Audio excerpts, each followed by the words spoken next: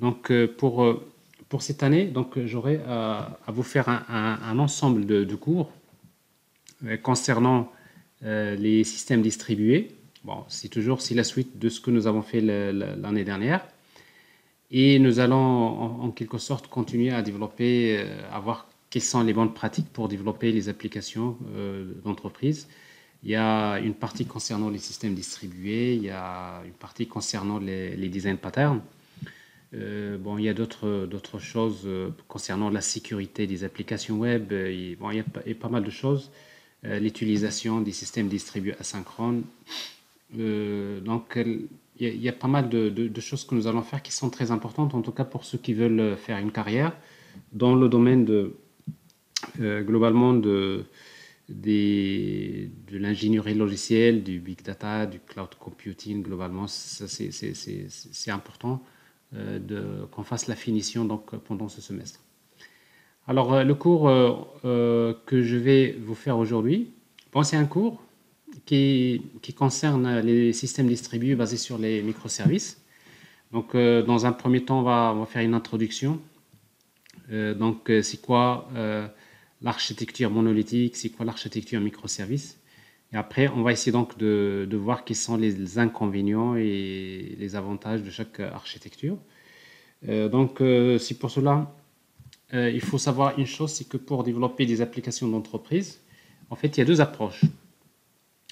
Il y a ce qu'on appelle l'approche monolithique, bon, ça s'écrit comme ça, alors, et l'approche, on va dire, microservice. Alors, dans l'approche monolithique, on peut dire, c'est quoi une application monolithique? Donc, on peut dire qu'une application monolithique, c'est quoi? C'est une application qui est développée en un seul bloc. Ça veut dire quoi? Ça veut dire pour un grand problème donné, vous développez une seule application. Alors, si vous développez une seule application pour résoudre un grand problème donné, ben, on dit que ça, c'est ce qu'on appelle une application monolithique. Alors, il n'y a rien de nouveau pour vous parce que tout ce que vous avez développé jusqu'à présent, c'est des applications monolithiques. Alors, par exemple, vous voulez créer une application qui permet de faire la gestion d'un établissement universitaire. Alors, dans la même application, vous faites la gestion des inscriptions des étudiants, vous faites la gestion des notes, vous faites la gestion des emplois du temps, vous faites pas mal de choses. Donc, vous voyez, donc, il y a beaucoup de fonctionnalités dans la même application. Alors, si vous développez une seule unique application pour un grand problème, donc nous sommes sur ce qu'on appelle l'approche monolithique. En fait, c'est cette approche-là que nous avons utilisée l'année dernière pour développer nos applications. Alors, en fait, l'architecture d'une application monolithique, donc vous la connaissez déjà. Alors, généralement, dans une application monolithique, souvent, on a besoin d'utiliser un seul système de gestion de base de données. Ça veut dire qu'on a une seule base de données. Généralement, c'est une grande base de données dans laquelle on va retrouver donc, beaucoup de tables relatives, bien sûr, aux problèmes. Et après, vous avez un serveur d'application. Dans notre cas, le serveur d'application, c'est Tomcat plus Spring Framework qui fait l'inversion de contrôle. Et après, l'application elle-même se compose d'un ensemble de couches. Ben, nous avons vu que des couches qui sont importantes, il y a d'abord la couche métier. Dans la couche métier, donc, vous avez beaucoup de fonctionnalités qu'il faut développer parce que c'est une grande application. Et pour accéder aux données de l'application, nous avons besoin d'une couche DAO, d'accès aux données. Et bien sûr, pour pouvoir exposer les fonctionnalités de la couche métier à d'autres applications, notamment les applications front-end, qui peuvent être soit des applications web ou bien des applications mobiles ou desktop. Ben, généralement, on crée une couche web dans laquelle on crée généralement ce qu'on appelle des REST controllers ou bien ce qu'on appelle également des web services RESTful ou encore des REST API ou donc des API REST d'une manière générale. Alors, ce qui fait que généralement, quand un client, soit web ou mobile, quand il veut interagir avec l'application, dans la majorité des cas, donc, il envoie des requêtes HTTP qui arrivent vers le REST controller de la couche web. Ben, le contrôleur de la couche web, lui, il a besoin de faire des traitements. Donc, généralement, il fait appel à la couche métier pour déclencher des traitements. Et la couche métier elle-même, il va s'appuyer sur la couche d'accès aux données pour pouvoir, bien sûr, accéder aux données de l'application. Alors, dans la couche d'accès aux données, pour développer ce genre d'application, souvent, On commence d'abord par la couche d'accès aux données. Souvent, pour développer la couche d'accès aux données, vous avez besoin d'utiliser des frameworks parce que c'est une couche technique. Parmi les frameworks que nous avons utilisés l'année dernière dans l'architecture, par exemple Java J2E, nous avons utilisé donc la spécification GPA pour le mapping objet relationnel, c'est une API, et avec son implémentation Hibernate par exemple pour faire ce mapping objet relationnel. Donc nous avons déjà vu comment travailler avec des frameworks comme Hibernate pour accéder aux données de l'application et comment faire ce mapping objet relationnel. Et nous avons vu également que pour faire plus simple, si vous travaillez avec Spring, il y a un module qui s'appelle Spring Data qui va nous faciliter beaucoup la tâche à ce niveau-là, ce qui nous permet donc d'avoir un moyen, un framework qui permet d'accéder aux données d'une manière très simple. Donc ça, c'est quelque chose que nous avons travaillé l'année dernière. Alors pour développer les apps, c'est-à-dire la couche, on va dire d'IAO d'une application monolithique, généralement on commence d'abord par créer ce qu'on appelle les entités GPA. Alors en fait les entités GPA, donc c'est des classes qui sont persistantes. Bon, généralement c'est des classes qui sont représentées dans une base de données, c'est-à-dire c'est des classes qui correspondent à des tables dans la base de données. Et comme c'est une grande application, vous allez avoir un grand diagramme de classes à créer. Donc, vous allez trouver donc, parfois des centaines de classes qui sont liées par des relations, one-to-many, many-to-many, il y a de l'héritage, il y a plein de relations. Bon, une fois que vous créez les entités GPA, généralement, on crée, on va dire, les interfaces GPA Repository en utilisant des frameworks par exemple comme Spring Data, qui nous permettent d'accéder aux données de l'application. Alors ça, c'est quelque chose qu'on sait faire. Bon, là, on a beaucoup fait l'année dernière. Alors maintenant, les entités GPA, c'est des objets qu'on va utiliser dans la couche DAO, mais également qu'on va utiliser dans la couche métier. Alors pourquoi? Parce que c'est normal, parce que bon, la couche DAO, donc on va utiliser ces entités parce que c'est à ce niveau-là qu'on va gérer la persistance des données. Et dans la couche métier, on va les utiliser parce qu'à un moment donné, quand la couche service ou bien quand la couche métier fait appel à la couche DAO pour récupérer des données, bah, qu'est-ce qu'on récupère? On récupère des entités GPA. Donc voilà, donc c'est des objets métiers, mais également qui sont persistants. Donc c'est des objets qu'on manipule dans la couche métier. Alors maintenant, dans les bonnes pratiques, il ne faut pas utiliser les entités GPA dans les couches supérieures. C'est-à-dire, en dehors de la couche métier, s'il y a une couche web ou d'autres couches supérieures, ben, il ne faut pas utiliser les entités GPA. Pourquoi? Parce que les entités GPA, c'est des objets qui sont lourds. Pourquoi c'est lourd? Parce que d'un côté, vous avez beaucoup d'attributs que vous allez trouver dans les classes. Par exemple, si vous créez une application qui permet de gérer des employés, ben vous allez créer une classe employé. Et cette classe employé, donc il contient, par exemple, une cinquantaine d'attributs. Eh bien, la classe employé peut contenir, par exemple, une cinquantaine d'attributs, une centaine parfois d'attributs. Alors, pourquoi? Tout simplement parce que la classe employé devrait contenir tous les attributs qui se trouvent dans la table employée, c'est-à-dire dans la base de données, tous les attributs persistants. Et en plus, les classes sont liées par des relations. Vous avez la classe employé, il est lié à d'autres classes, une dizaine de classes avec des relations one-to-many, many-to-one, etc. Donc, vous avez beaucoup de relations avec les autres classes.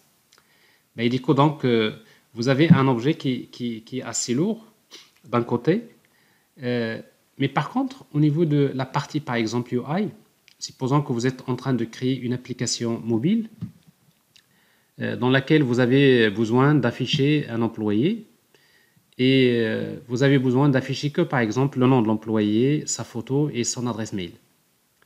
Donc, vous voyez donc ici, vous n'avez pas besoin de récupérer tous les attributs de l'employé. Alors, si vous utilisez la même entité GPA dans la couche web, bah, le problème qu'on va trouver, c'est qu'à un moment donné, la classe, l'objet employé, on va l'envoyer à l'application UI en format JSON. Par exemple, l'objet employé il va être sérialisé en format JSON. Et on va se retrouver dans la situation où l'application front-end va récupérer beaucoup de données, mais qui ne vont pas être utilisées dans la partie front-end. C'est-à-dire on n'a pas forcément besoin d'utiliser tous les attributs de la classe employé. Donc ce qui fait que dans les bonnes pratiques, ce qu'on fait généralement, c'est qu'on va créer des objets qui sont faits spécifiquement pour la partie UI. C'est-à-dire on va créer des objets qui sont adaptés plus aux besoins de l'application UI, c'est-à-dire aux besoins du client, l'application cliente qui consomme nos services. Alors c'est la raison pour laquelle on va créer ce qu'on appelle les DTO. Alors les DTO, c'est le terme utilisé, c'est un pattern, Data Transfer Object. En fait, un DTO, c'est quoi? C'est un objet qu'on va créer sur mesure de la couche, par exemple, présentation. Alors, autrement dit, si par exemple, dans la couche DAO, j'ai une classe employé qui contient 50 attributs, eh bien, je vais encore créer une autre classe qui s'appelle employé DTO, dans laquelle je vais faire copier-coller. Je vais prendre la même classe employé, je vais la copier dans une autre classe qui s'appelle employé DTO. Et après, par la suite, je commence à supprimer tous les éléments qui sont inutiles. Ben, d'abord, je commence par supprimer les annotations GPA, parce qu'en fait, ce n'est pas une classe persistante. Donc, je supprime tout ce qui est les annotations de persistance.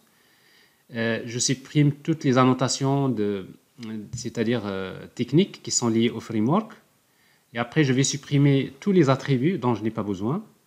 Également, je supprime les relations, tous les attributs, les relations dont je n'ai pas besoin. Donc, ça veut dire que je vais créer un objet léger, relativement, un objet employé, DTO, qui est léger, mais juste qui contient juste ce qu'il faut pour la partie UI.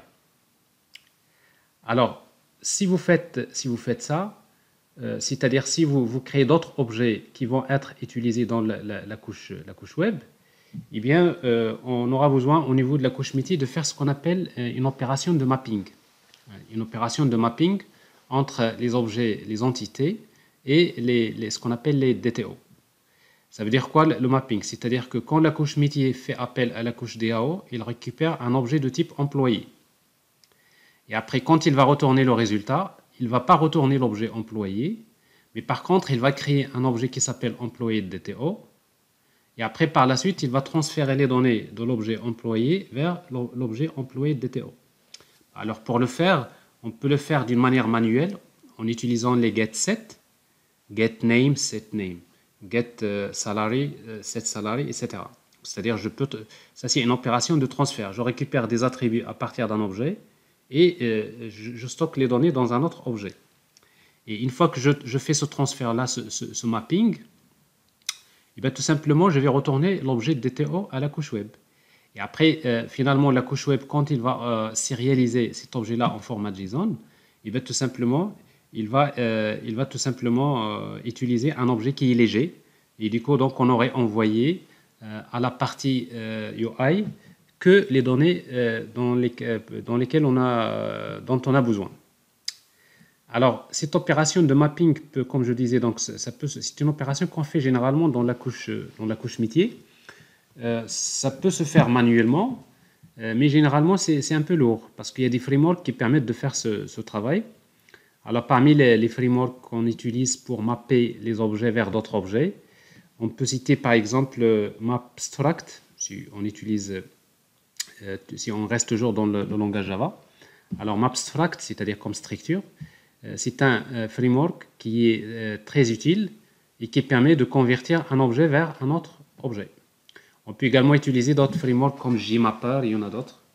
Globalement, les frameworks comme Abstract, il va vous éviter tout simplement d'écrire ce code-là, getSet, pour pouvoir transférer des données d'un objet vers un autre objet.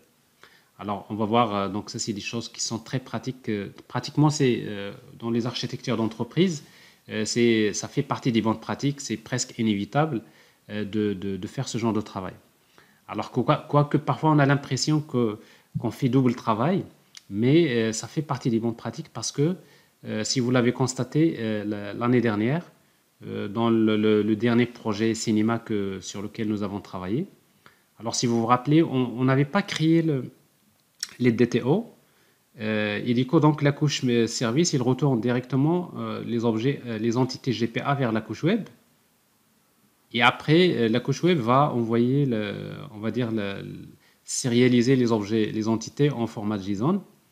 Et le problème, c'est quoi? C'est que quand on regarde dans la partie UI, par exemple dans la partie Angular, bah, on trouve qu'on récupère beaucoup de données en format JSON dont on n'a pas besoin.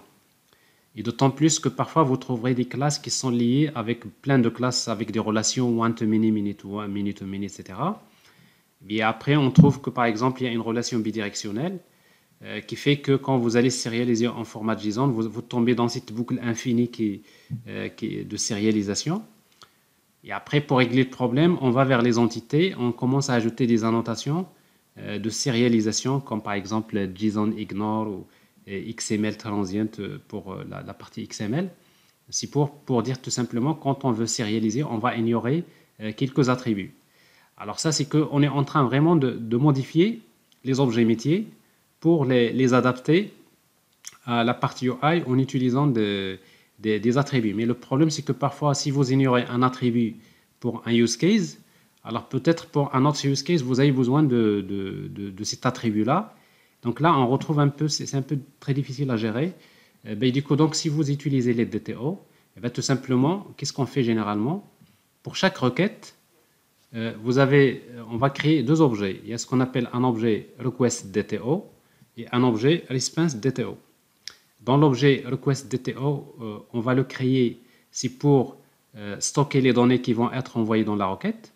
Par exemple, si l'utilisateur va saisir tout simplement le nom et le prénom et l'adresse mail de l'employé, tout simplement l'objet employé request DTO, c'est un objet qui contient que ces attributs-là. Donc, c'est-à-dire, je crée un objet sur mesure à la requête qui permet de capter ou bien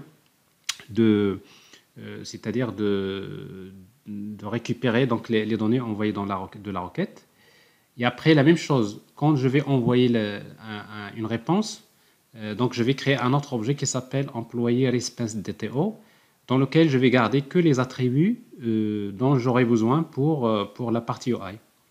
Et si vous faites ça, c'est que vous respectez une pratique qui est très, très intéressante, en tout cas pour les architectures d'entreprise. Les architectures d'application, c'est quelque chose qui est inévitable.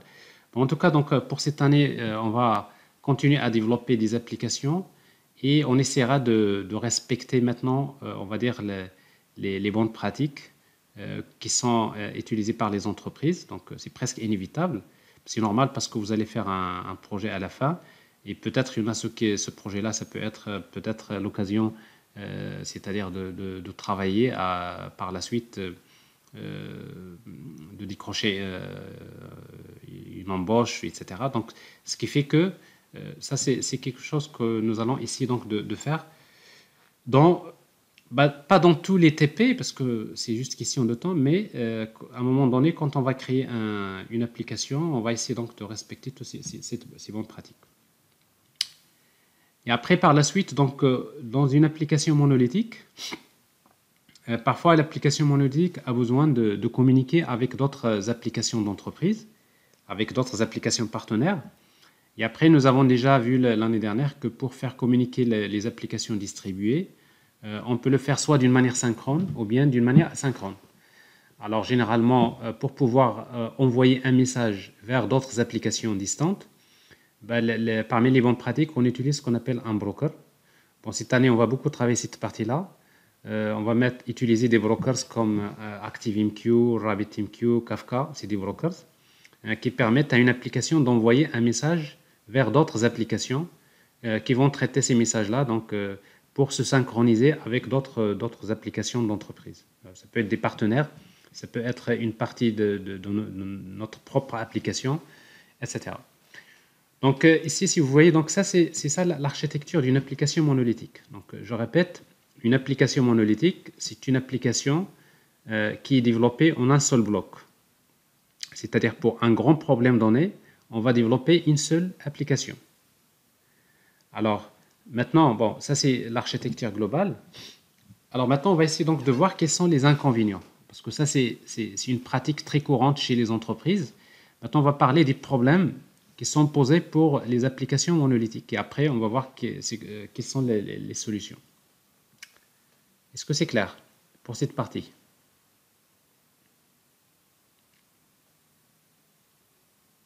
Oui, merci. Ok. Je t'en prie. Ok, merci. Alors, maintenant, quels sont les inconvénients? Alors, parmi les inconvénients des architectures monolithiques, c'est que d'abord, ils centralisent tous les besoins fonctionnels dans la même application. Ça veut dire dans une seule application, vous avez toutes les fonctionnalités d'un grand problème dans la même application. Bon, c'est quoi l'inconvénient? C'est quoi le problème? Le problème, c'est que s'il y a une fonctionnalité qui bloque, c'est toute l'application qui sera bloquée. Alors, par exemple, vous avez une application dans laquelle vous faites la gestion des inscriptions des étudiants et en même temps, vous faites, par exemple, une partie de la gestion des paiements. Et après, du moment que toutes les fonctionnalités tournent dans le même processus, parce qu'il s'agit d'une même application, ça veut dire un seul processus, si par exemple dans le service paiement, il y a un bug dans la fonctionnalité de paiement, un bug qui bloque le processus, alors si le processus est bloqué, ça veut dire que je ne peux pas inscrire les étudiants. Ben, tout simplement, vous voyez donc une fonctionnalité qui peut bloquer le processus, et après par la suite, c'est toute l'application qui sera bloquée. Donc ça, c'est le premier inconvénient, c'est le fait de centraliser tout le besoin fonctionnel dans la même application. Alors, le deuxième inconvénient, c'est que les applications monolithiques sont réalisées avec une même technologie.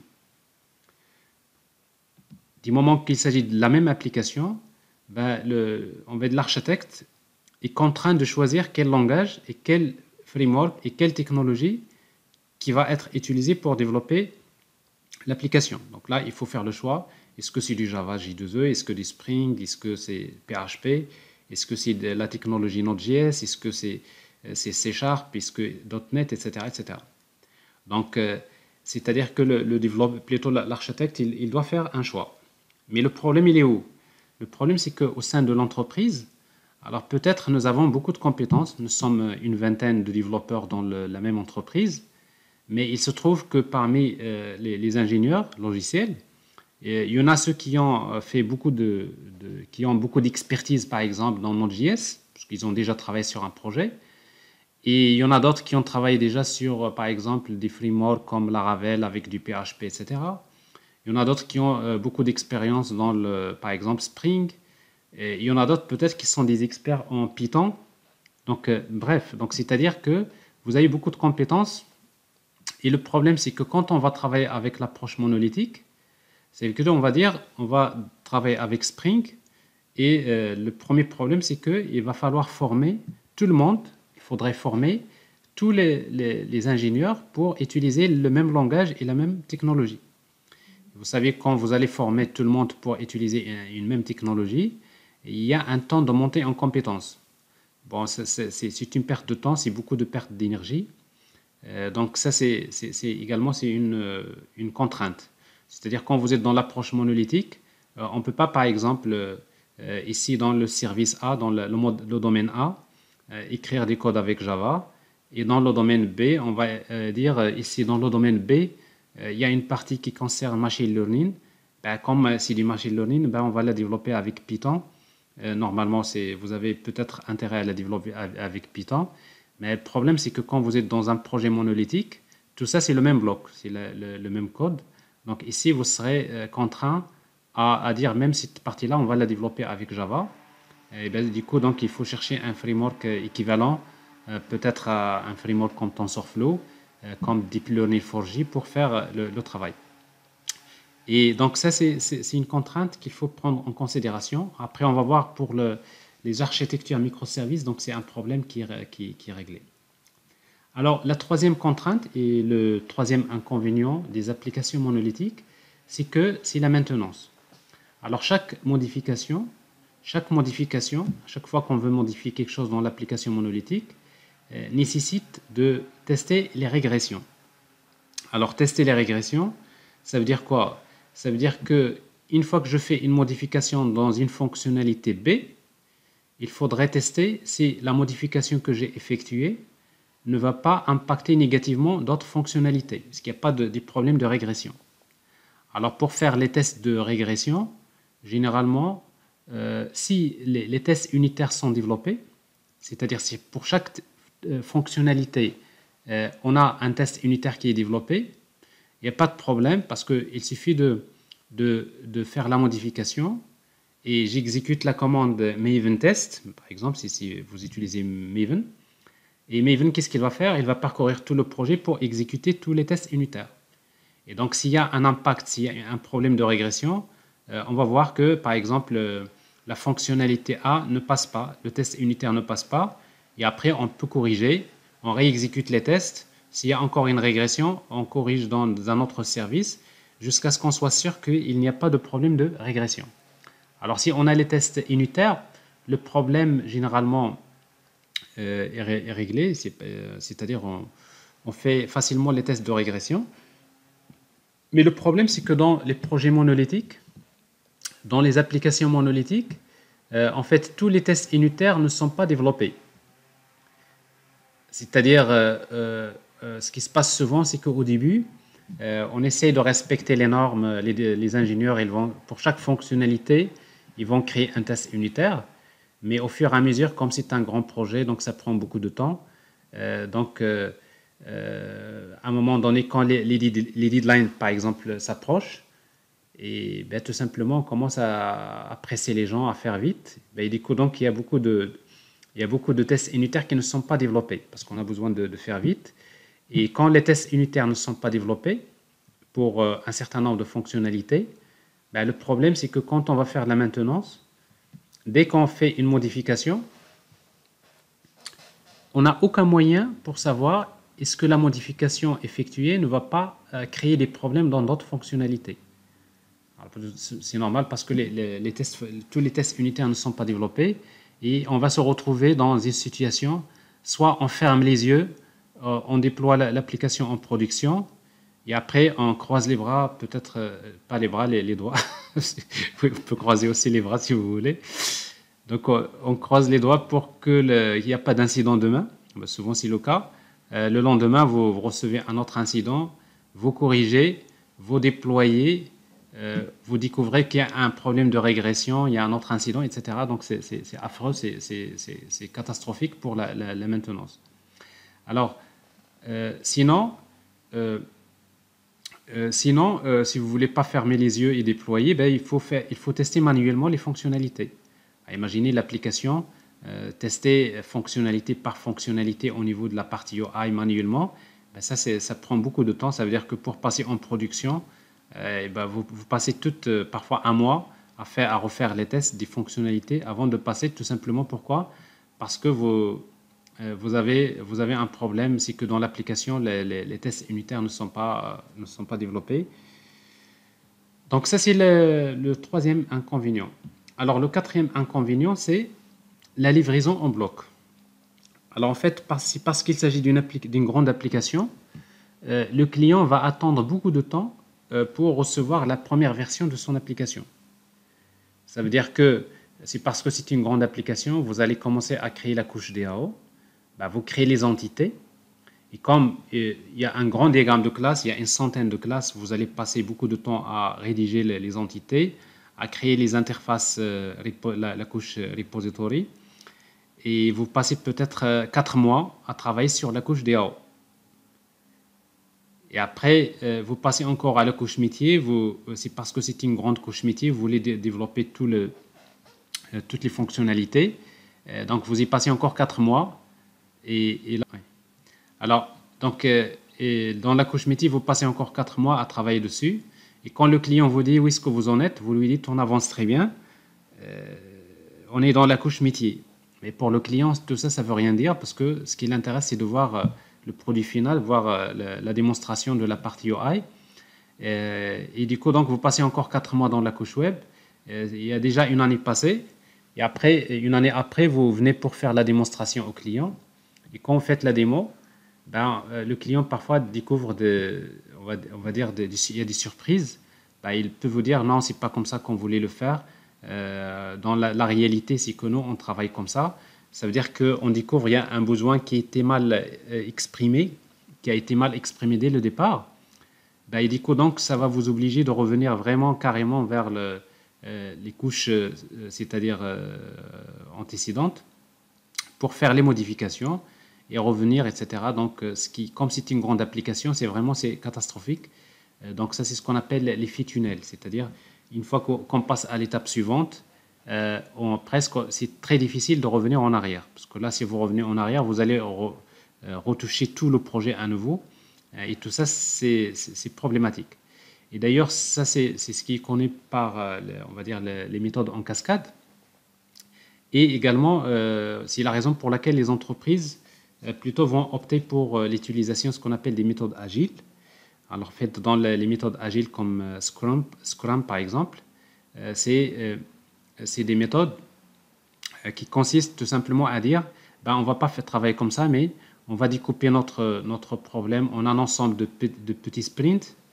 Et pour chaque module fonctionnel, ben, on va développer les différentes parties. On va livrer au client. La première partie se forme de sprint. Généralement, les sprints peuvent durer 2 semaines. Et chaque 2 semaines, on est déjà chez le client. On lui fait la démo.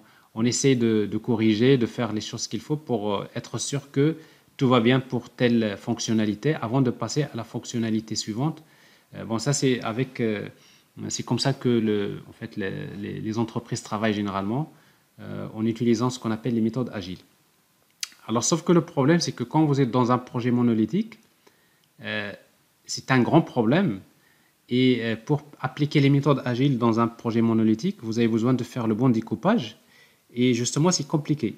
C'est compliqué, pourquoi? Parce qu'il y a beaucoup de modules qui sont indépendants, qui sont dépendants. Donc, il faudrait être vraiment un expert pour pouvoir maîtriser le chantier et faire le bon découpage. Alors, donc, ça, c'est un autre problème qui est posé. Donc, c'est-à-dire, quand on est dans des projets monolithiques, on tombe facilement dans cette problématique.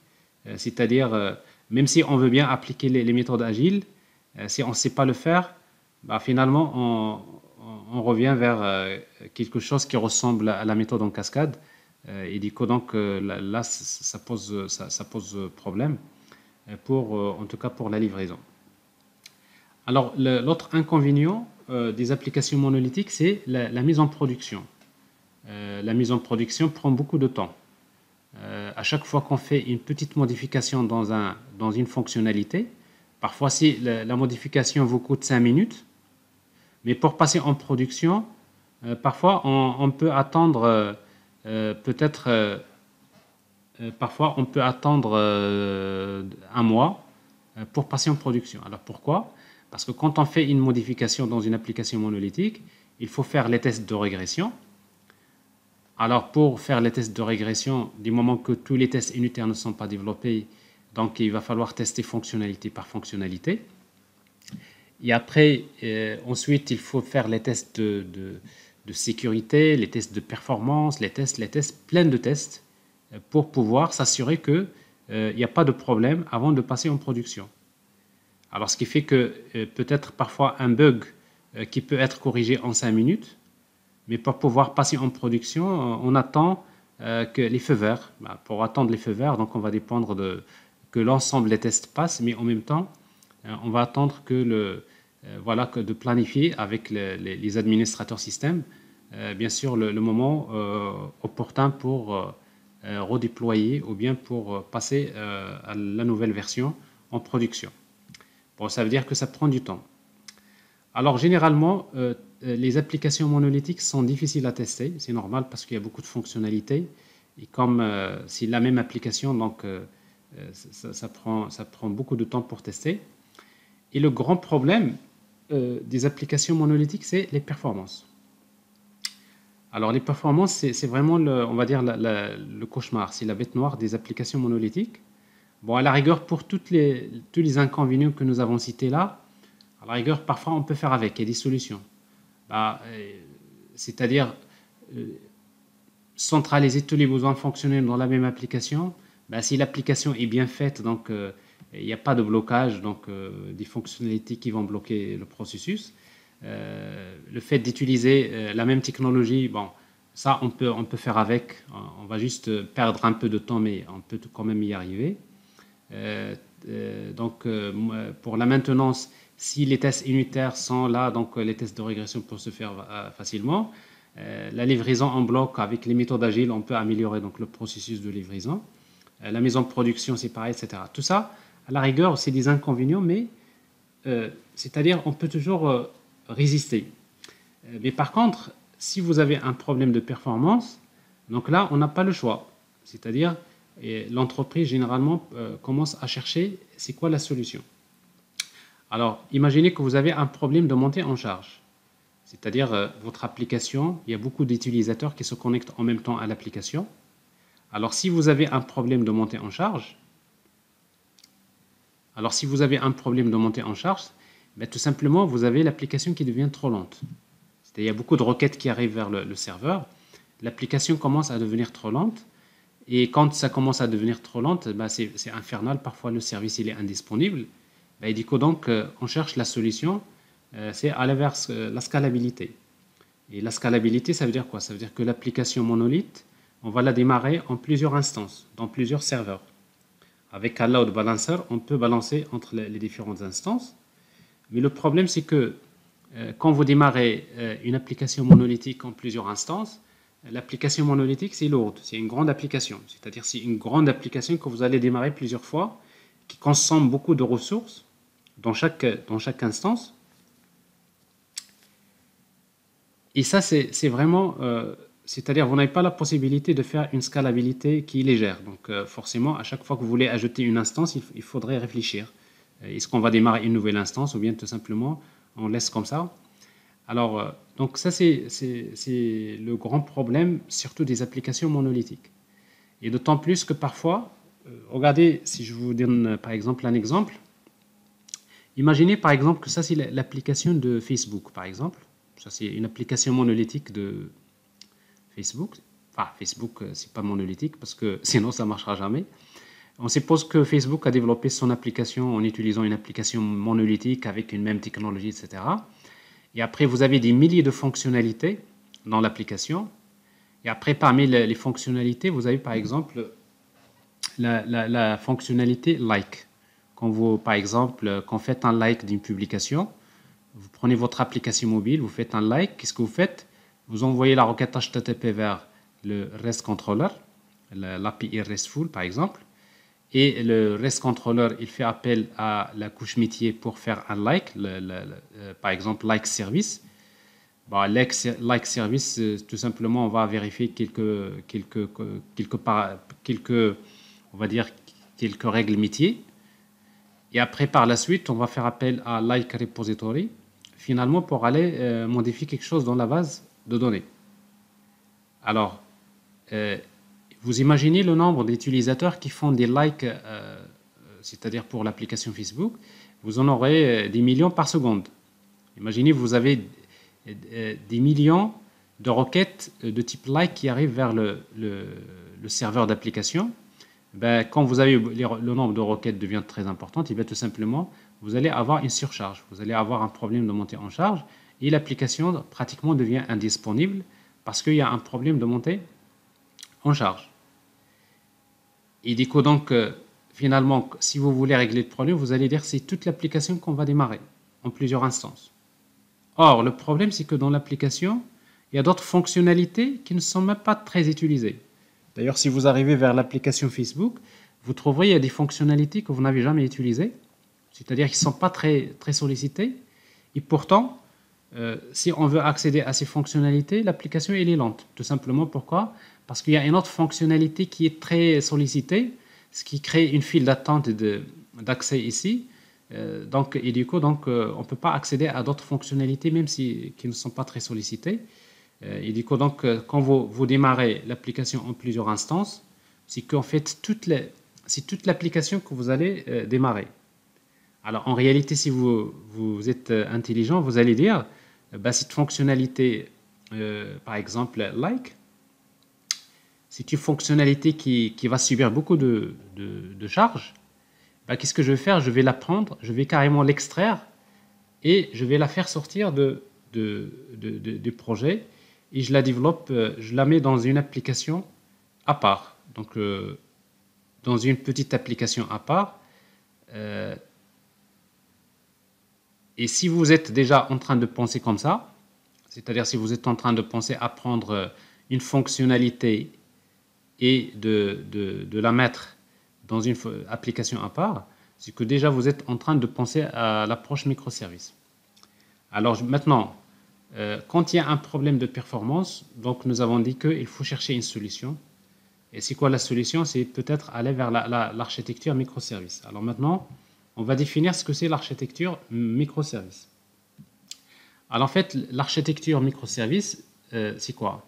Consiste à découper un grand problème donné en un ensemble de petites unités.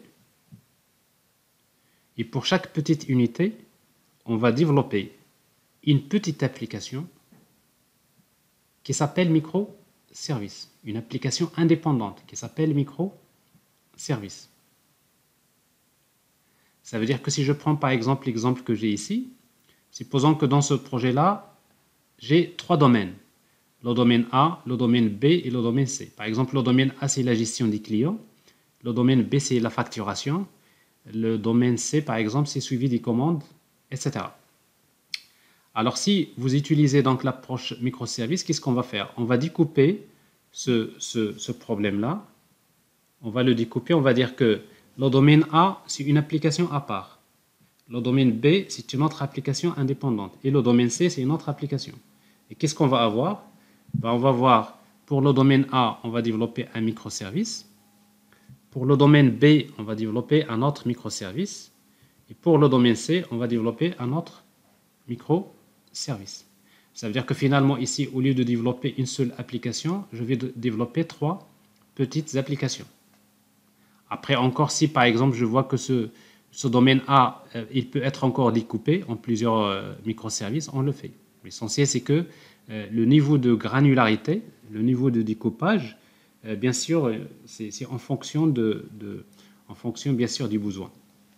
En fonction des besoins et des moyens. Parce que est-ce qu'on veut aller vers beaucoup de microservices, si on a beaucoup de ressources, si on a la possibilité de déployer facilement dans le cloud, généralement, on peut aller vers des microservices qui sont très petits, c'est intéressant. Mais quand on veut déployer l'application en interne, généralement, on a intérêt à ce qu'il n'y ait pas, c'est-à-dire une explosion du nombre de microservices dans l'architecture. Donc, tout ça, c'est un dilemme qu'il faudrait gérer après.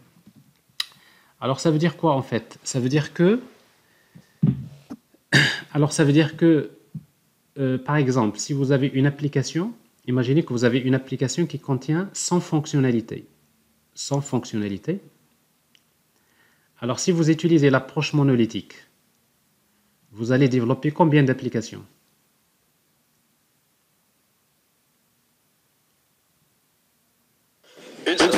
Une seule application, tout à fait. Et cette application contient combien de fonctionnalités? 100. 100. On est dans une centaine de fonctionnalités. C'est-à-dire une application qui contient 100 fonctionnalités. Alors que si je développe, j'utilise l'approche microservice, je vais développer combien d'applications? Ça dépend de l'application, on peut aller sur 10 ou encore sur 2, comme aussi sur 4. Alors on peut dire qu'on va développer 100 applications. 100 applications. Et pour chaque application, vous avez une seule fonctionnalité. Donc c'est-à-dire, c'est deux approches différentes. Est-ce que je veux développer une seule application qui contient 100 fonctionnalités? Ou bien, je veux développer 100 applications et chaque petite application contient une seule fonctionnalité. Encore, au lieu de développer 100 applications, je vais développer 10 applications, mais chaque application contient une dizaine de fonctionnalités. Alors ça, c'est ça, en fait, la différence entre l'approche monolithique et l'approche microservice. Alors, je vous donne un autre exemple. Alors, imaginez, on est en train de créer une application qui permet de gérer, par exemple, le service de scolarité de l'université. Et après, on a un diagramme de classe dans lequel on a une vingtaine de classes. Et après, on va se partager les tâches. On est une vingtaine de développeurs. Chacun d'entre nous va s'occuper d'un microservice. Alors, par exemple, toi, je te demande de travailler de créer un microservice qui permet de gérer les étudiants. Et une autre personne va s'occuper d'un microservice qui permet de gérer les salles. Il y a un autre qui va créer une application qui permet de gérer, par exemple, les modules. Il y a un autre qui va créer un microservice qui permet de gérer les enseignants, etc. Donc, c'est-à-dire chacun d'entre nous, on est 20, chacun d'entre nous va travailler sur un microservice. Alors, celui qui va développer le microservice qui permet de gérer les étudiants, qu'est-ce qu'il va faire? Ben, il va créer l'entité GPA étudiant, il va créer étudiant repository, étudiant service et étudiant REST controller. Alors, combien de temps qu'il lui faut pour développer un microservice de ce type, une petite application? Alors, si vous avez l'habitude de travailler avec des frameworks que vous maîtrisez, comme Spring Boot par exemple, ben, ce genre de choses, vous pouvez le faire en 1 heure. En 1 heure, vous pouvez développer un microservice rapidement, comme ça. Mais si vous respectez les bonnes pratiques, parce que vous avez besoin d'utiliser donc pour l'API, il faut penser à la sécurité, il faut également utiliser OpenAPI ou bien Swagger pour la documentation de l'API, et on va utiliser les DTO, on va faire le mapping, tout ça. C'est-à-dire si vous respectez toutes les bonnes pratiques, vous n'allez pas le faire en 1 heure, on va dire vous allez le faire par exemple en 1 journée. Alors si vous arrivez à développer un microservice en 1 journée, sachant qu'on est 20 à travailler sur le projet. Donc en une journée, on va développer combien de microservices?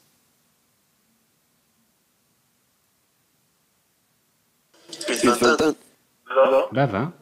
Alors si on développe 20 microservices, ça veut dire que finalement on a développé une application en 1 journée. Effectivement. Alors, développer toute une application en 1 journée, ça c'est bon, bien sûr, on va pas la développer en 1 journée parce qu'après, au lieu de le faire en 1 journée, si on arrive à faire tout ça, si un microservice ça prend 2 semaines et qu'on travaille ensemble sur l'application, c'est-à-dire en 2 semaines, on peut livrer au client bien sûr l'application, ce qui est vraiment une performance importante. Alors que si on veut travailler à 20 avec l'approche monolithique, ben déjà au niveau de la gestion, le découpage, etc., c'est vraiment assez compliqué. Alors, en plus, c'est que chacun d'entre vous, quand vous développez le microservice, on n'est pas obligé d'utiliser le même langage et la même technologie. Alors toi, tu préfères travailler avec Java, il y a un autre qui préfère travailler avec Node.js, il y a un autre qui va travailler avec Laravel, et pas de problème. C'est-à-dire chaque microservice peut être développé avec une technologie qui est différente. Il n'y a pas de problème. En plus, quand vous allez terminer, vous terminez le développement de votre microservice, chacun va le démarrer dans sa propre machine. Donc chacun d'entre vous va démarrer son microservice dans sa propre machine. Il dit que donc j'ai une vingtaine de microservices qui sont démarrés d'une manière distribuée. Et après, on va penser maintenant à la question comment on va combiner ces microservices au sein d'une même application. Alors, qu'est-ce qu'on va faire?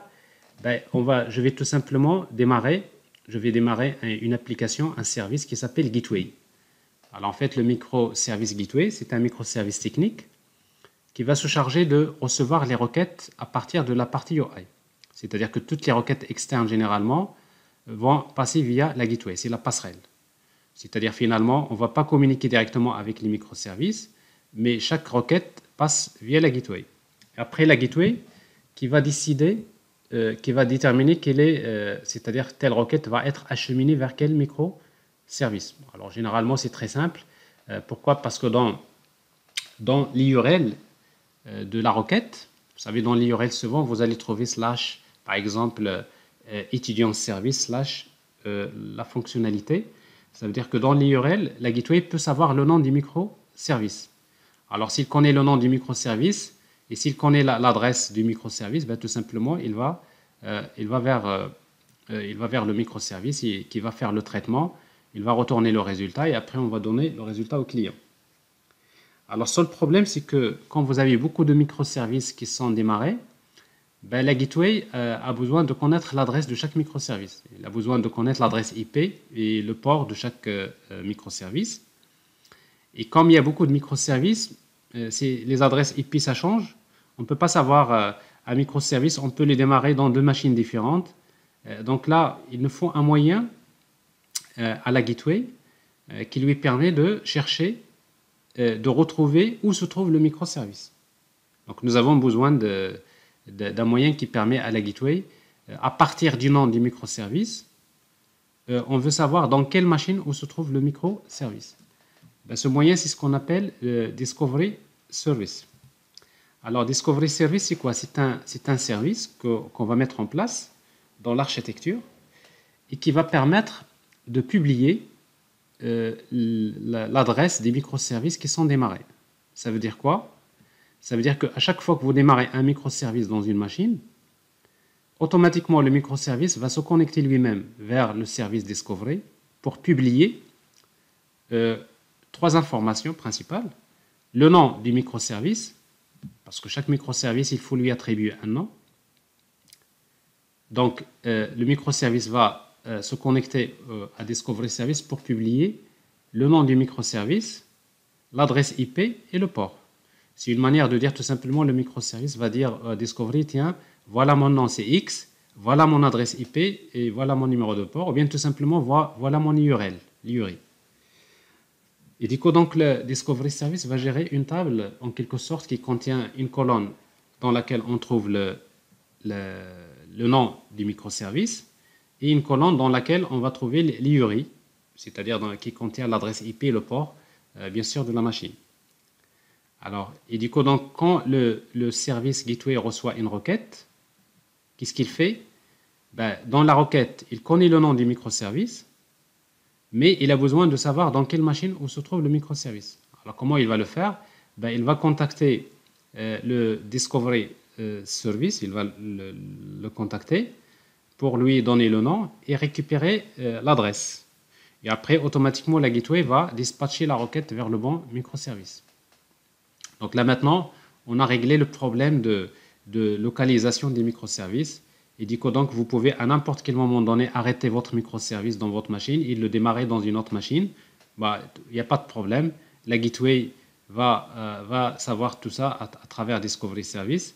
Et en plus, si vous voyez que votre microservice subit une montée en charge, c'est-à-dire votre microservice il est très sollicité, ben, le microservice, vous pouvez le démarrer en plusieurs instances. C'est-à-dire vous démarrez une instance dans une machine, une autre dans une autre machine, etc.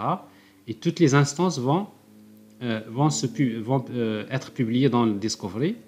Ben, il dit que donc, quand la Gateway demande à Discovery, par exemple, je veux le service Customer Service, ben, Discovery il va lui dire, voilà, il y a trois adresses. C'est-à-dire il va trouver qu'il y a trois machines où se trouve le microservice. Et après, la Gateway, on va voir qu'il fait l'équilibrage de charge.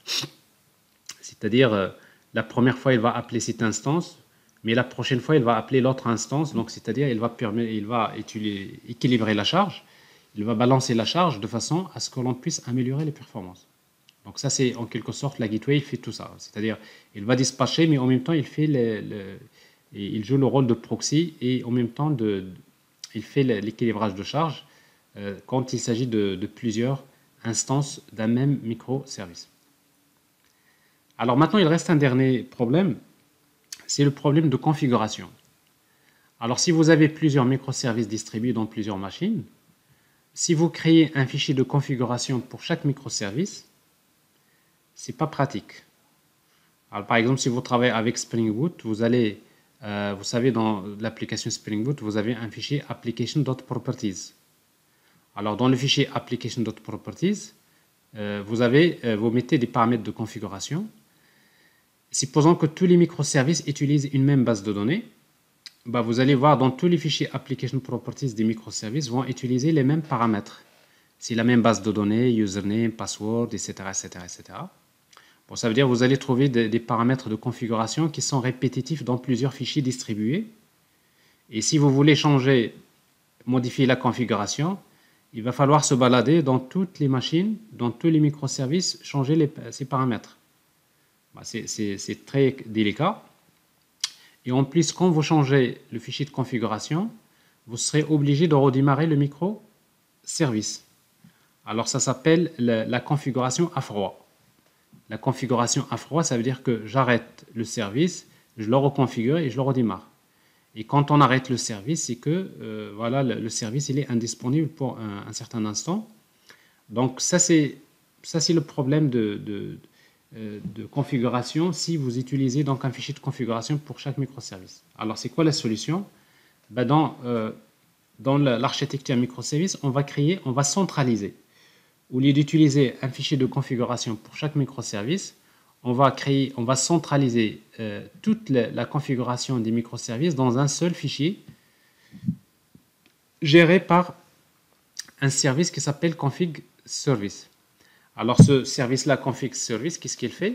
Ben, on va gérer tout simplement un fichier de configuration dans lequel on va trouver la configuration de l'ensemble des microservices. Ce qui fait que chaque microservice qui démarre, qu'est-ce qu'il fait? Il va se connecter vers le service de configuration pour lui demander « Donne-moi ma configuration ». Donc il récupère sa configuration et il démarre.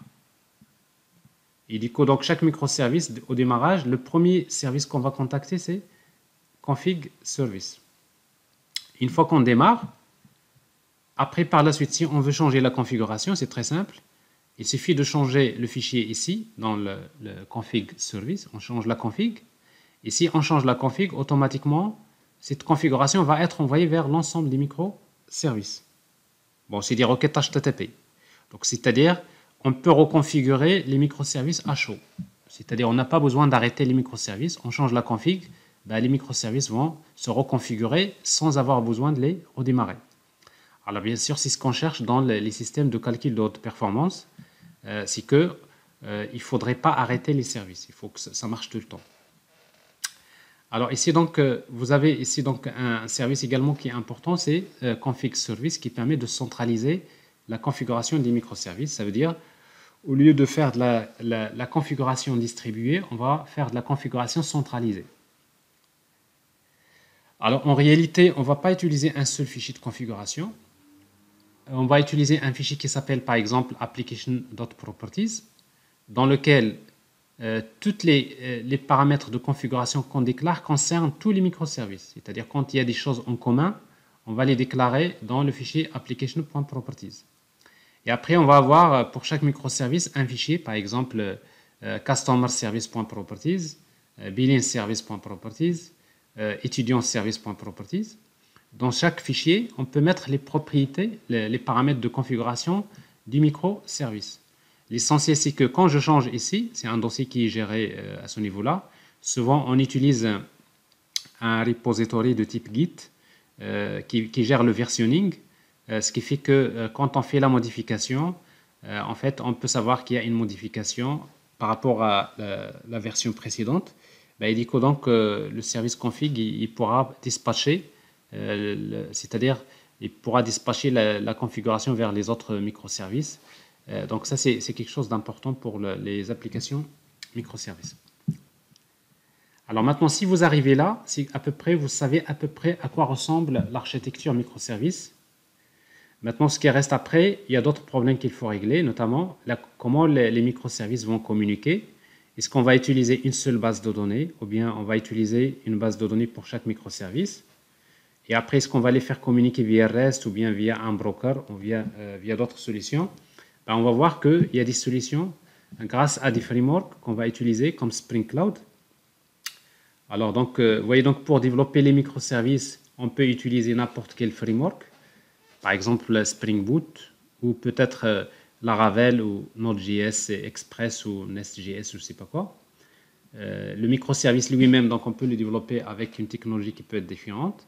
Mais par contre, par exemple, pour faire l'orchestration, ces services Gateway, Discovery, Config, etc., on pourra utiliser par exemple Spring Cloud, qui est un framework de Spring qui permet de mettre en place facilement ce genre de service. Après, on va voir techniquement parlant, pour mettre en place une Gateway, c'est 5 minutes, pas plus. Discovery Service, c'est quelques minutes, la même chose. Config Service, c'est pareil. Donc, c'est-à-dire, ça, c'est des services techniques qui sont fournis par le framework. C'est pas un développement que vous allez faire, parce que si vous voulez faire ça, rien que ça, c'est des problèmes techniques. Maintenant, bon, on a dû attendre beaucoup de temps pour que Spring arrive à développer un framework qui s'appelle Spring Cloud. et que d'autres entreprises qui ont implémenté cette architecture microservices, comme par exemple Netflix, par exemple, a développé des services qu'on peut réutiliser. Et du coup, donc, pratiquement tous les géants du web, c'est-à-dire les grandes entreprises qui travaillent dans le domaine du web et qui exposent des services qui sont très sollicités, bah forcément, la solution à adopter, c'est plutôt l'approche microservice. Alors après, par la suite, nous allons voir que quand on travaille avec l'approche microservice, bon, il y a des contraintes après. C'est tout simplement, on va avoir beaucoup de microservices. Comment est-ce qu'on va les déployer dans plusieurs machines? Comment est-ce qu'on va faire ça manuellement? On va démarrer manuellement chaque microservice. Et après, quand il y a la charge, on va le démarrer en plusieurs instances. Alors, si on veut faire tout ça manuellement, c'est très lourd. Alors, c'est la raison pour laquelle, quand on utilise l'approche microservice, ben, généralement, on va utiliser des outils DevOps qui permettent de faciliter le déploiement, d'automatiser le déploiement. Alors, généralement, il y a des outils comme Docker qu'on va utiliser pour créer ce qu'on appelle des conteneurs légers pour les microservices, ce qui permet de les démarrer facilement dans n'importe quel environnement. Également, il y a un outil qui permet de faire ce qu'on appelle l'orchestration des conteneurs, comme Kubernetes, qui lui, c'est lui qui va surveiller la santé des microservices. C'est-à-dire, c'est lui qui va surveiller les microservices pour dire quand il y a un microservice qui tombe en panne, qui bug, il va l'arrêter, il redémarre une nouvelle instance. Et quand il y a un problème de montée en charge, il va démarrer plusieurs instances. Et quand il n'y a pas de charge, il arrête les instances. Donc tout ça, au niveau des outils DevOps, maintenant il y a des moyens qui permettent d'automatiser tout ce système. Alors quand on a toute une architecture de DevOps qui est déployée, alors après par la suite, développer un microservice, on a vu que c'est très simple, c'est pas compliqué. Et déployer un microservice, c'est également très simple. Et quand tous ces outils sont là, bon, et bien, tout simplement, on peut dire qu'il n'y a pas mieux d'adopter l'approche microservice pour développer les applications de l'entreprise. Alors donc, si on résume, donc voilà, nous avons dit qu'un microservice, le principe, c'est de découper un grand problème en un ensemble de petites unités. Et pour chaque petite unité, on développe un microservice indépendant. Chaque microservice est responsable d'une fonctionnalité ou bien de quelques fonctionnalités. Alors, chaque microservice développé, testé, déployé séparément, c'est-à-dire on est des équipes séparées, chacun peut travailler indépendamment des autres. Et également, on peut développer chaque microservice avec un langage différent. Alors, bien sûr, on ne va pas s'amuser à changer les langages des microservices, c'est juste parce qu'on aime un langage. Non, ce n'est pas comme ça que ça se passe. Alors, l'architecte, quand il fait un découpage, par exemple, il découpe en microservices, ben, il va regarder le périmètre fonctionnel des microservices. Alors, si par exemple, ce microservice-là, dans ce microservice, on a besoin de faire du machine learning, par exemple, ben, on va se poser la question, pour faire du machine learning, quel est le framework qui est le plus simple et le plus utilisé et pour lequel on peut trouver facilement quelqu'un qui maîtrise ce framework. Ben, si vous regardez, vous trouverez qu'avec Python, avec TensorFlow, par exemple, c'est plus rapide, c'est plus simple. Et ben, on va décider de développer ce microservice avec, par exemple, Python. Alors, ce microservice-là, on fait du streaming vidéo, on fait, par exemple, du streaming audio, je ne sais pas quoi. Et on va se poser la question, quelle est la librairie ou bien le framework qui permet de nous permettre de faire ça facilement. Si vous voyez que dans Java, il y a un framework qui le fait facilement, qui est très connu, expérimenté, etc., très ancien, ben, on va le développer avec Java. Alors, si ce microservice-là nécessite d'utiliser une librairie qui est disponible en langage C, par exemple, ben, on le développe en langage C, etc. Donc, ça veut dire finalement, si on va vers cette approche, c'est qu'on va profiter des performances de l'ensemble des technologies pour développer l'application. Alors après, comme je disais, donc après, comment combiner tout ça, comment faire communiquer les microservices, ben, grâce au middleware. Donc, il y a des solutions avec des processus de communication légers comme par exemple SOAP, REST, gRPC, RMI, Corva, etc. Donc il y a plutôt des middleware qu'on peut utiliser pour faire communiquer les microservices d'une manière très simple. Alors, on peut les faire communiquer soit d'une manière synchrone ou bien d'une manière asynchrone à travers un broker. Par exemple, après, on va voir tout ça, comme ActiveMQ, RabbitMQ, Kafka. Donc, c'est des brokers qui sont utilisés pour faire communiquer, synchroniser les microservices entre eux d'une manière asynchrone. Et après, quand on développe bien sûr l'ensemble des microservices, on a une application beaucoup plus complexe avec plein de microservices qui sont démarrés en back-end. Et ces microservices peuvent communiquer à travers soit VSO, REST ou gRPC, tout dépend. On aura l'occasion d'expérimenter tous ces modèles de communication. Alors, juste un exemple, supposons je veux créer une application qui permet de gérer des clients. Chaque client peut posséder des comptes et chaque compte peut subir des opérations. Bon, après, si on veut utiliser l'approche microservice, par exemple, on peut par exemple créer un microservice pour gérer des clients, un microservice pour gérer des comptes et un microservice pour gérer les opérations. Alors après, la communication peut se faire via REST. Et on peut avoir, chaque microservice peut avoir sa propre base de données. Ça veut dire, on peut par exemple ici, dans cette base, on va trouver la table client. Dans cette base, on va trouver la table compte. Et dans cette base, on va trouver la table opération. Et pour faire communiquer, on peut utiliser REST. Ça veut dire quoi? Ça veut dire que pour le microservice, par exemple, compte, s'il a besoin de récupérer des informations sur le compte, il va utiliser compte repository.find, ça c'est Spring Data par exemple, ça c'est la base de données. C'est des requêtes SQL qui sont utilisées pour récupérer des données à partir de la base, donc ça c'est le cas classique. Mais s'il a besoin de récupérer des informations sur, par exemple, le client, il envoie une requête HTTP, voyez, vers le service client. Et après, c'est le service client qui va utiliser donc client repository.find, il va vers sa base de données, il récupère les données, et il les envoie au service en format JSON. Il va récupérer ces données-là et on peut les utiliser. Donc, vous voyez finalement que récupérer des données à partir d'une base de données locale avec c'est des SQL, ou bien récupérer des données en envoyant des requêtes HTTP, c'est la même chose. C'est-à-dire soit en local ou à distance, c'est la même chose. Et tant plus qu'il y a des frameworks qui permettent de faciliter ce travail. Par exemple, pour accéder à la base de données avec un framework comme Spring Data, on peut facilement communiquer avec la base de données. Et c'est pareil pour communiquer en REST, en tant que client REST.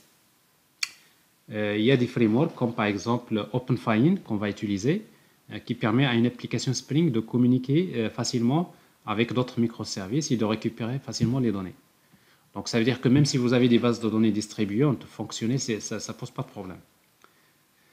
Bon, après, après, on aura l'occasion de voir, parce qu'en fait, parfois, quand vous proposez une architecture microservice pour le client, quand vous lui dites il y a beaucoup de microservices et après il y a plusieurs bases de données, généralement, les clients, ils ont tendance à vous dire non, moi je veux une seule base de données parce que la base de données, c'est ce qu'il y a de plus précieux pour les applications.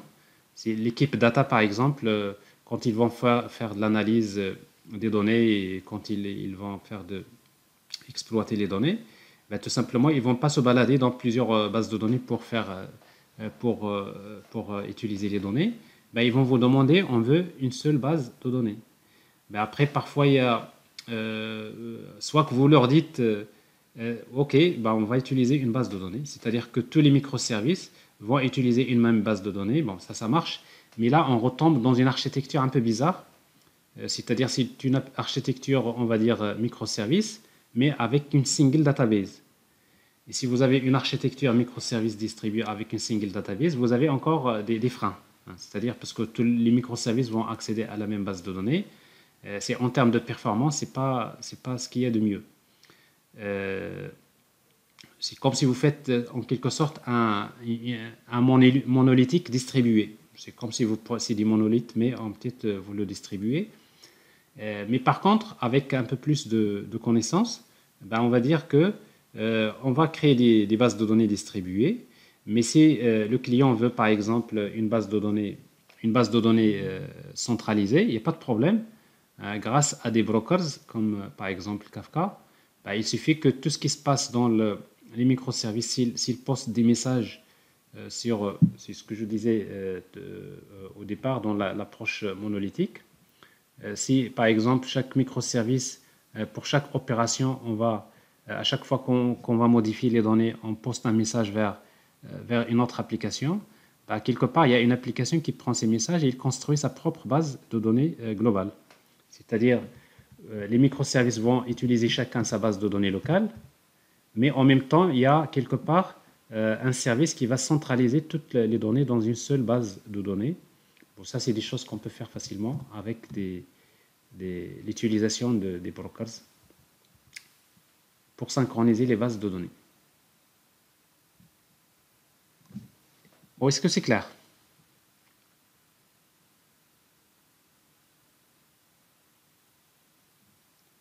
Messieurs? Oui, oui. OK. Alors, donc, s'il n'y a pas de questions, donc maintenant, donc ça, c'est l'architecture globale microservice. Donc, on en a parlé. Donc, vous avez donc un ensemble de microservices fonctionnels. Et après, il y a des microservices techniques. Alors, pour le moment, il y a 3 microservices techniques qui sont invités dans l'architecture et qui sont importants. Le service Gateway, le service Discovery, ou bien Registration Service, et après, le service de configuration. Alors, comment ça marche? Par exemple, quand un client envoie une requête, alors toutes les requêtes envoyées par le client, ils sont à destination de la gateway. Alors regardez la requête par exemple sur l'URL ici, qu'est-ce que je trouve? Je trouve ici inventory service / product.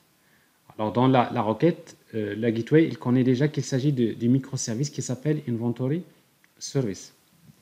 Et donc, du moment que la gateway connaît le nom du microservice, qu'est-ce qu'elle fait? Il va contacter le Discovery Service pour lui donner le nom et récupérer la machine, l'URL où se trouve le microservice, c'est-à-dire l'adresse IP, le port. Et du coup, donc, la gateway va dispatcher la requête vers le bon microservice qui va faire le traitement.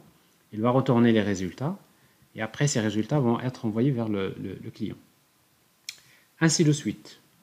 Alors, supposons que pour un microservice, il y a 2 instances, parce que généralement, dans les architectures microservices, un microservice, il est démarré minimum en 2 instances. C'est normal, c'est pour le problème de tolérance aux pannes, parce que quand il y a une instance qui est tombée en panne, ben, il y a l'autre qui va fonctionner, ou bien s'il y a un problème de montée en charge, dans ce cas-là, on a besoin de plus d'instances, pas uniquement 2 ou 3. Donc, on peut démarrer plusieurs instances pour le même microservice. Et quand il y a plusieurs instances qui sont démarrées pour le même microservice, dès que le service client, plutôt le client envoie une requête vers la gateway va demander au service registré de lui donner la machine où se trouve le microservice. Finalement, il va récupérer une liste d'adresses.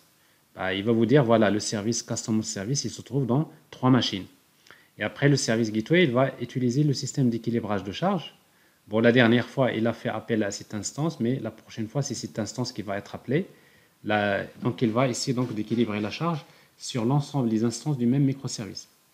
Donc, ça veut dire que s'il y a un problème de montée en charge, un problème de performance, il suffit d'aller vers une machine, vous démarrez une nouvelle instance du microservice.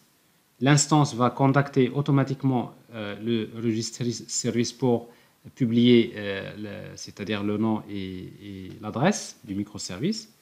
Et du coup, donc, c'est quand il y a un client qui demande le microservice, à nouveau, donc, la gateway, il va découvrir que pour ce microservice, il y a plus d'instances et donc, il va équilibrer la charge. Donc, à chaque fois qu'il y a un problème de montée en charge, il suffit de démarrer de nouvelles instances.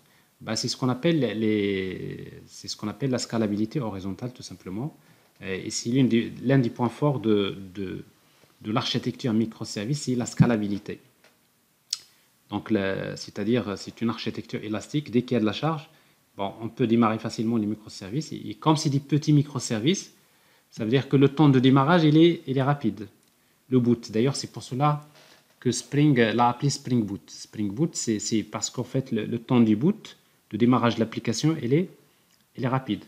Et comme c'est une petite application, à chaque fois qu'il y a un problème, on démarre une nouvelle instance, c'est quelques microsecondes, quelques secondes, c'est pas microsecondes, parfois 2 secondes sont suffisantes, ou 3 secondes sont suffisantes pour que le microservice soit chargé en mémoire.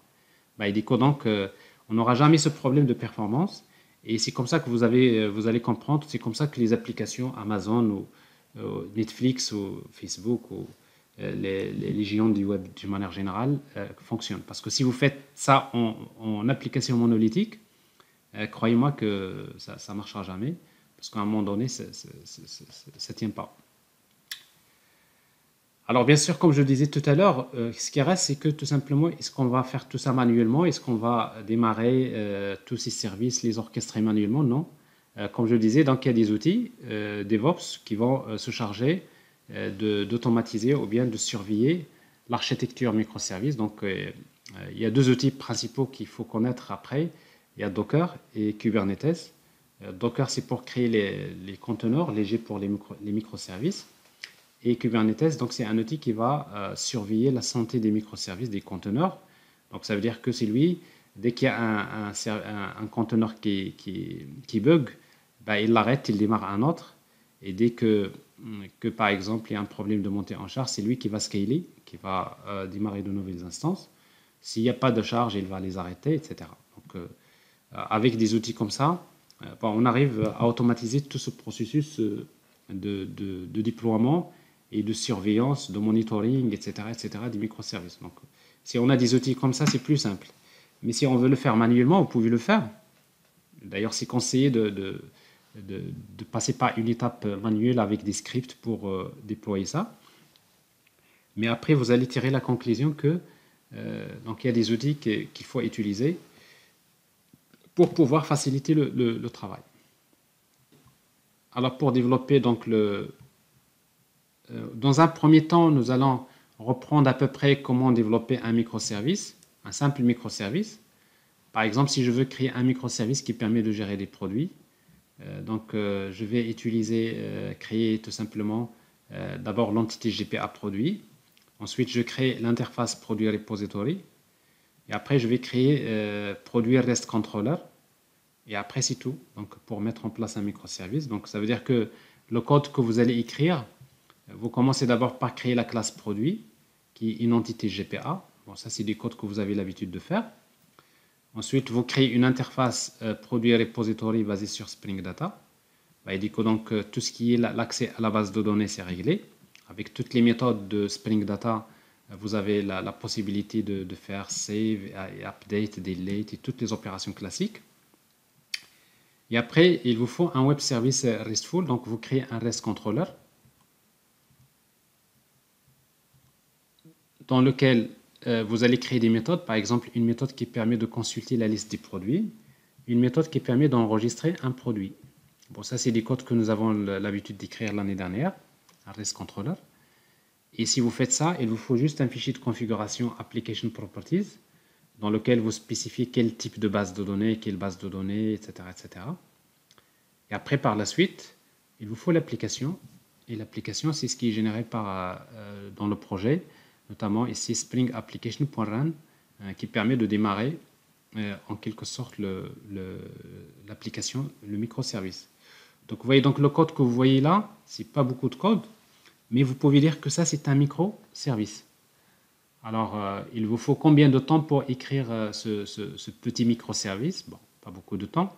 Alors si vous avez l'habitude de travailler avec Spring, avec les outils comme IntelliJ, etc., tout simplement, ça c'est quelque chose que vous pouvez faire en 15 minutes pour mettre en place un microservice, en tout cas pour la partie back-end. Je ne parle pas de la partie front-end parce que la partie front-end, ça c'est autre chose. Et en plus que si vous ne voulez pas écrire les REST controllers, vous ne voulez pas créer des REST controllers comme ça, on sait que dans Spring, vous avez ce qu'on appelle Spring Data REST. Il suffit d'ajouter, avec Spring Data REST, il suffit d'ajouter la notation repository REST resource à l'interface produit repository. C'est une manière de dire à Spring au démarrage de déployer un web service RESTful qui permet de gérer les entités produits. Bon, Spring Data REST, il dispose déjà d'un web service générique, comme ça, qui peut s'appliquer à n'importe quelle entité GPA. Et du coup, donc finalement, avec une simple annotation, vous avez également le web service. Et après, vous allez dire quel est le code que je vais écrire pour que ça soit un microservice. Il y a l'entité GPA et uniquement cette interface. parce que tout le reste, c'est déjà généré. Avec des copier-coller, souvent, c'est bon. Donc, ça veut dire qu'en 5 minutes, vous pouvez avoir un petit microservice avec Spring Boot. C'est plus rapide. C'est tout simplement parce que c'est Spring. Parce que Spring, il est basé sur l'inversion de contrôle. Et si vous vous rappelez bien de l'inversion de contrôle, ce que j'avais présenté l'année dernière, c'est l'objectif, c'est de permettre aux développeurs de se concentrer sur le code métier. Et c'est le framework qui s'occupe de tout ce qui est technique. Bon, avec Spring, des annotations comme ça, tout simplement, ça permet de mettre en place une solution qui marche bien.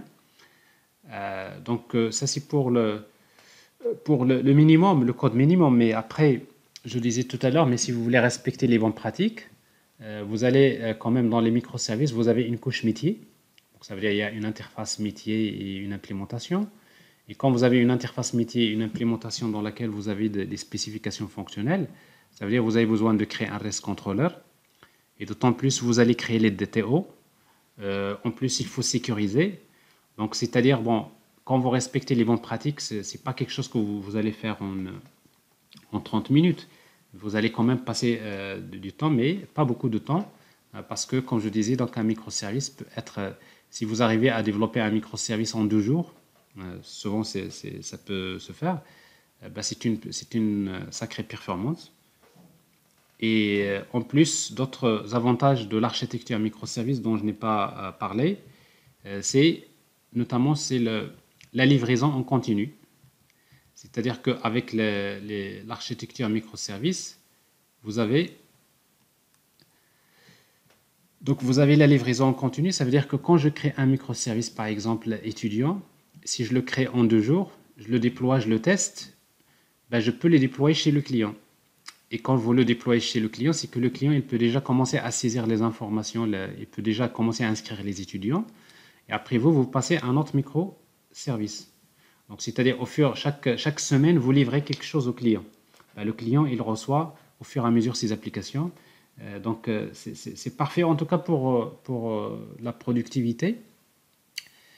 Et voilà. Et en même temps, les microservices, donc l'approche microservice, ça prête bien au processus de développement logiciel qui s'appelle TDD. Bon, Test Driven avec N, Development. C'est-à-dire le processus de développement piloté par les tests. Parce qu'il faut savoir que pour développer des applications, il y a 2 façons de faire. Soit je crée la fonctionnalité et ensuite je développe le test unitaire. Bon, ça, c'est l'approche classique. Bon, on a vu l'inconvénient de cette approche, c'est qu'au final, on va commencer à créer des fonctionnalités, mais on oublie les tests unitaires. C'est-à-dire on sort les tests unitaires, ce qui permet de produire une mauvaise qualité logicielle. Ou bien l'inverse, TDD. C'est-à-dire on commence d'abord à développer les tests unitaires et après on implémente les fonctionnalités. C'est ce qu'on appelle le développement piloté par les tests. Ça veut dire que quand j'élabore le besoin fonctionnel, c'est-à-dire je vais créer une application qui permet de réaliser la tâche A, B, C, en tant qu'ingénieur qui va élaborer le besoin fonctionnel, je vais d'abord implémenter le test unitaire, comment tester la tâche A, comment tester la fonctionnalité B, comment tester la fonctionnalité C. C'est-à-dire la fonctionnalité n'est pas encore développée, mais il faut d'abord créer le test unitaire. Et après, le développeur, lui, qu'est-ce qu'il fait? Il crée la fonctionnalité, et quand il crée la fonctionnalité, tout simplement, je peux savoir facilement est-ce que la fonctionnalité qu'il a créée, est-ce qu'elle est bonne? Donc, il va utiliser le test unitaire qui est déjà développé auparavant pour tester sa fonctionnalité. Bon, avec ça, généralement, on arrive à maîtriser le processus de développement logiciel. Le chef de projet, il peut toujours voir avec un tableau de bord, quelles sont les fonctionnalités qui sont développées et quelles sont les fonctionnalités qui ne sont pas encore développées. Donc ça, c'est parfait. Mais sauf que le processus TDD, c'est un processus qui est difficile à mettre en œuvre dans les architectures monolithiques parce que c'est des grandes applications, c'est compliqué. Mais par contre, pour le microservice, c'est plus simple. C'est plus simple, pourquoi? Parce que c'est une petite application. Et comme c'est une petite application, ça ne va pas me prendre beaucoup de temps de créer d'abord les tests unitaires, réfléchir d'abord aux tests unitaires avant de commencer à développer le microservice lui-même. Donc ça, c'est quelque chose qu'on peut faire, notamment avec l'approche TDD. Et bien sûr, avec les méthodes agiles, si vous travaillez avec les microservices, c'est que vous êtes déjà dans l'agilité, c'est-à-dire parce qu'un microservice, c'est un cycle de développement court, c'est-à-dire c'est une petite application. Bah, généralement, c'est des microservices qu'on peut développer en une semaine. Donc, ça veut dire que une semaine, 2 semaines, c'est-à-dire que bah, tout simplement, on peut dire que parfois un microservice peut être représenté comme étant un sprint automatiquement. Donc, dès que le microservice est développé, il est déployé chez le client. Le client, il est intégré dans le processus depuis le début. On ne va pas attendre jusqu'à ce que la fin pour qu'il nous dise ah, c'est pas comme ça. Non. Le client, chaque 2 semaines, il y a des réunions des livrables qu'on va livrer. Il va participer au test lui-même dans l'application. Donc, tout ça, c'est quelque chose qui est bien sûr dicté par les méthodes agiles comme Scrum, par exemple. Ben voilà, alors ça, c'est la première partie de ce cours. Donc, en principe, dans un premier temps, nous allons nous intéresser à la mise en œuvre. Donc, c'est-à-dire, nous allons commencer d'abord à montrer comment créer un microservice d'abord, comment implémenter un microservice. Et après, par la suite, nous allons voir comment travailler plusieurs microservices. Et après, on va essayer de voir comment déployer la gateway, le discovery, config service. Par la suite, on va voir comment faire communiquer les microservices, soit d'une manière synchrone. Synchrone, on peut utiliser REST dans un premier temps. Mais REST, bon, c'est une solution. Mais il y a d'autres middleware qui sont peut-être maintenant actuellement qui sont plus rapides que REST, notamment gRPC. Donc j'aurai l'occasion de vous faire un cours sur la partie gRPC également. Et après également, on peut les faire communiquer via un broker, notamment un broker comme Kafka par exemple, ou bien RabbitMQ, ce qui permet de donner plus de possibilités pour les architectures microservices. Bon, après, on va voir comment sécuriser les microservices parce que c'est des applications distribuées, notamment avec les standards O2. Également, en fait, comment utiliser un outil de O2 comme par exemple Keycloak. Donc, il y a pas mal il y a beaucoup de choses qu'on va essayer de faire. Et à travers cela, on va voir comment faire du stream processing, du big data processing, donc à travers ces architectures. Voilà. Donc il y a pas mal de choses qu'on va faire par la suite, mais dans un premier temps, on a besoin juste de revenir sur la base. D'abord, c'est une manière un petit peu de rappeler ce que nous avons fait l'année dernière, mais en même temps, de voir comment développer un microservice. Est-ce que c'est clair?